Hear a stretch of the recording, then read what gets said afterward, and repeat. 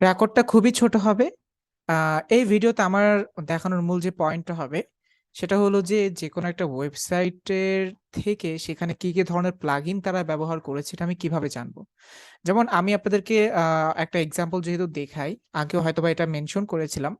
আমার তৈরিকৃত ওয়েবসাইট বা আমার অনেক পুরনো আদিকালে যখন আমি স্টুডেন্ট ছিলাম, তখন আমি এটা নিয়ে কাজ করেছিলাম। এবং এটা নিয়ে কাজ করে আমি এই ওয়েবসাইটটা তৈরি করেছিলাম। এখানে আমি অনেকগুলো প্লাগইন বানিয়েছিলাম, সরি প্লাগইন ইউজ করেছিলাম। আমি তো বানাইনি। এখন কথা হলো আপনাদের অনেক সময় এই কোয়েশ্চেন আসতে পারে যে, "ভাইয়া এই প্লাগইন গুলো আমি কিভাবে কালেক্ট করব?" বা আমি যে অ্যাজ এ নিউ লার্নার হিসেবে প্লাগইন গুলোর নাম আমি কোথা থেকে জানবো? তো এটা জানার জন্য আমি আজকে আর ভেরাকোডে করছি। এটার জন্য আমরা একটু ইনস্পেক্ট করতে পারি। আ যেকোনো ওয়েবসাইটে গিয়ে ইনস্পেক্ট করার পর এই যে এখান থেকে আপনি সোর্স এ চলে যেতে পারেন। এই সোর্স এ গিয়ে আপনি এখান থেকে যদি অ্যাসেটস ফাইল চেক আউট করেন, যারা প্লাগইন ব্যবহার করে আ তাদের পুরো প্লাগইনের লিস্ট আপনি এই সিএসএস অথবা জাভাস্ক্রিপ্ট এ পেয়ে যাবেন। কারণ আমরা জানি প্রতিটা প্লাগইনেরই কি থাকে? সিএসএস এবং জাভাস্ক্রিপ্ট লিঙ্কের প্রয়োজন হয়, নাম্বার 1। এখন কেউ যদি সিডিএন ব্যবহার করে সেটা আলাদা বিষয়। সিডিএন করলে তো আমরা এখান থেকে পেয়ে যাবো। এই যে এখান থেকে আপনি বের করতে পারেন। অথবা আরো বেটার হয় আপনি এটাকে এই যে মাউসের ডাবল ক্লিক করে ভিউ পেজ সোর্স থেকে বের করেন। এই যে সে কোন প্লাগইনের লিঙ্ক ব্যবহার করেছে এখান থেকেও আপনি চেক আউট করে দেখতে পারেন। কারণ সবারই তো ইনডেক্স ফাইল সেম, সবারই HTML ফাইল সেম। তো এটা আপনার জন্য অনেক ইজি হবে। এই যে উপরে যেমন আছে, নিচে এই যে দেখেন কত বড় লিস্ট রয়েছে। আপনি লিস্ট দেখেই কনফার্ম করতে পারেন যে কি প্লাগইন তারা ব্যবহার করেছে। যেহেতু আমার এখন নাম দরকার। যে আমার কোন প্লাগইন ব্যবহার করেছে, প্লাগইন গুলোর নাম দরকার। ওই প্লাগইন গুলোর নাম আমি গুগল করে জেনে নিতে পারবো।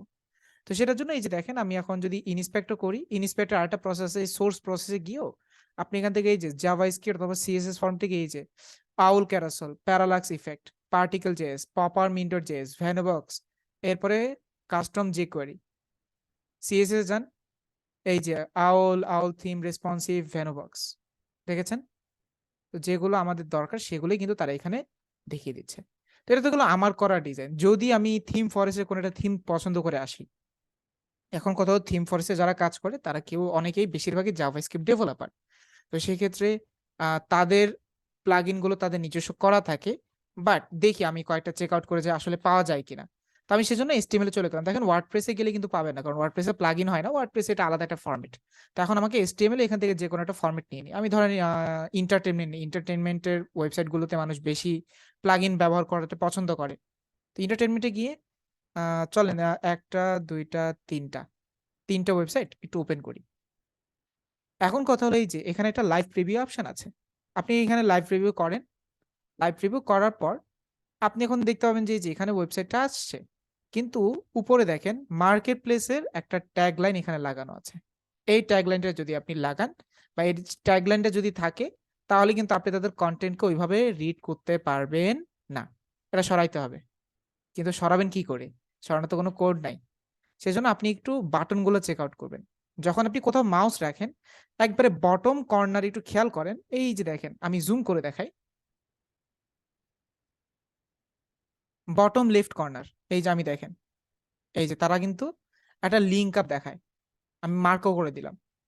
তো এখন আমার কাজটা হবে যে এখানে কোন আ বাটন আছে যেখানে তাদের পেজের লিঙ্ক আছে। লাইক এই যে দেখেন একটু নিচে যাই, এখানে অনেকগুলো কনটেন্ট আছে। এখানে ক্লিক করলে কিছু অডিও ফাইল আসে। এই যে ব্রাউজ মোর। যখন আমি ব্রাউজ মোরে নিলাম তখন দেখেন তাদের কোম্পানির এই যে এনি কোম্পানির মেইন ইয়াটা কিন্তু পাওয়া গেছে। এখন এখানে ক্লিক করলে কিন্তু কাজ করবে না। কারণ এখানে ক্লিক করবে ইনভার্টো মার্কেটে থেকে যাবে। এটাকে আমরা মাউসের বাটনে ক্লিক করে ওপেন ইট নিই।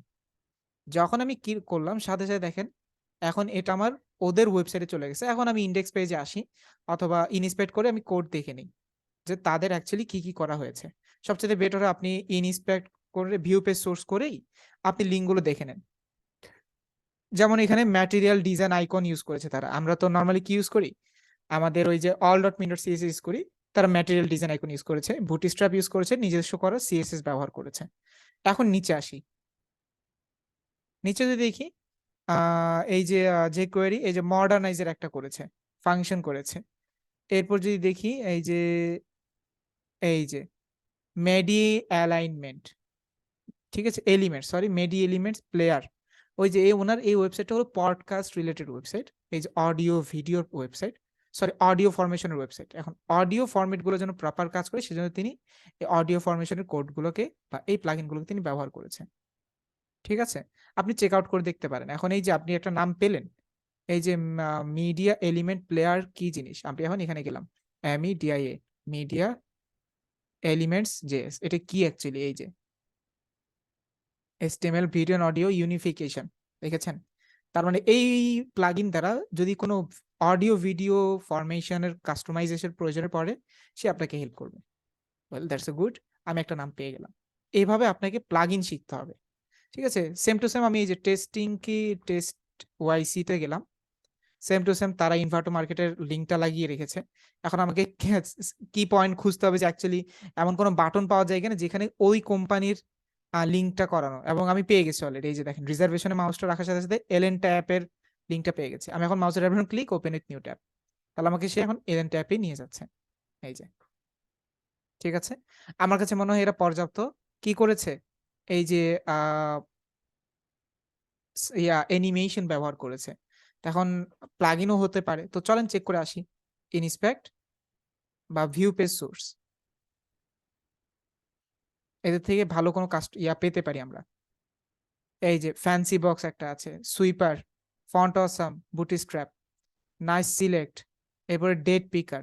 এই যে ২-৩ টা আপনারা নতুন পেলেন। Map box style. Map box কাকে বলে? এই যে দেখেন এখানে তারা প্লাগইন নামে ফোল্ডার তৈরি করে রেখেছে। আপনার এখন নাম দরকার। এই নামগুলো আমি দেখাচ্ছি। যে কোয়েরি এই যে সোয়াপ উইন্ডোর জেস, স্মুথ স্ক্রল, এই যে স্মুথ স্ক্রল। ঠিক আছে? ফ্যান্সি বক্স, ডেট পিকার, যে query, nice select, map box, এরপরে মেইন। তার মানে এই যে এই ওয়েবসাইটে যতগুলো এই যে আছে অ্যানিমেশন আছে সবগুলোর নাম আমরা পেয়ে গেছি। ঠিক আছে?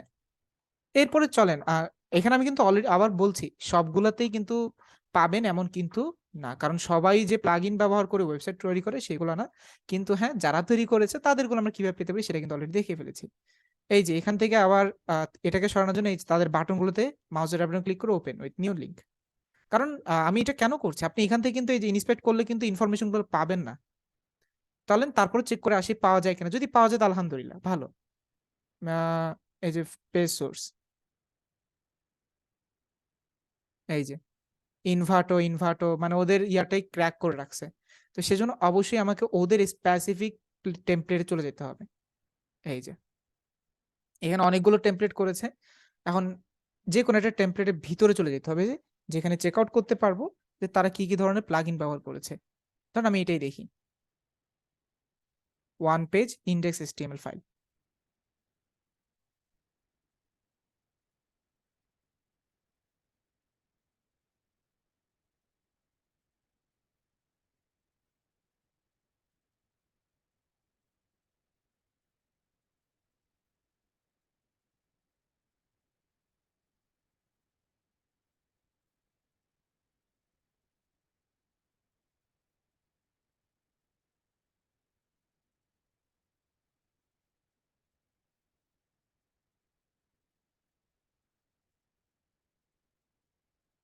ওকে। আ ওদের ওয়েবসাইটটা ওরা লোড নিক। আমি চেক করে আসি যে অ্যাকচুয়ালি কোন প্লাগইন তারা নিয়েছে কিনা। শর্ট কোড CSS আর মডার্নাইজার। এই যে মডার্নাইজার মনে হয় কেমন একটা প্লাগইন যেটা কেউ অনেকে ব্যবহার করছে। এছাড়া ফন্ট অসাম, বুটস্ট্র্যাপ রয়েছে। এছাড়াও নিচে যদি যাই, এখানে আমরা লিঙ্ক পেতে পারি। এই যে jQuery আছে, বুটস্ট্র্যাপ, আউল ক্যারাসল। এই যে। পরে মিন মেনু আছে। এরপরে ম্যাগনিফিক পপআপ, plugins.js। ঠিক আছে? তার মানে আমরা মোটামুটি কিন্তু কয়েকটা লিঙ্ক পেয়েছি। এখন এগুলো শিখবেন কি করে? ধরেন মডার্নাইজারই কয়েকবার আসতেছে।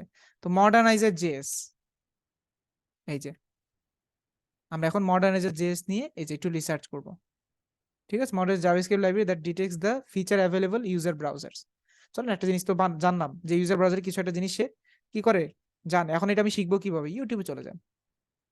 মডার্নাইজার জেএস টিউটোরিয়াল লিখে সার্চ করেন। ঠিক আছে? প্লাগইনে যত পারদর্শী আপনি হবেন তত ওয়েবসাইটকে ক্রিয়েটিভ তৈরি করার যোগ্যতা অর্জন করতে পারবেন। এই যেখানে গেলাম এখন এই যে টিউটোরিয়াল। শুধু আমি আপনি একা নয়, এই যে সবাই টিউটোরিয়াল বানাচ্ছে এবং সেই অনুযায়ী তারা তাদের ভিউজ নিচ্ছে। ঠিক আছে? তো এই ছিল আজকের ক্লাসের মূল টপিক প্লাগইন কেন কাজ করে, কেন প্লাগইন তৈরি করব এবং আশা করি এই জিনিসগুলো বোঝানোর চেষ্টা করেছি। আ কিভাবে প্লাগইন গুলোর সঠিক ব্যবহার আমরা শিখতে পারি। তো আজকের জন্য আল্লাহ হাফেজ। ভালো থাকবেন, সুস্থ থাকবেন। আসসালামু আলাইকুম।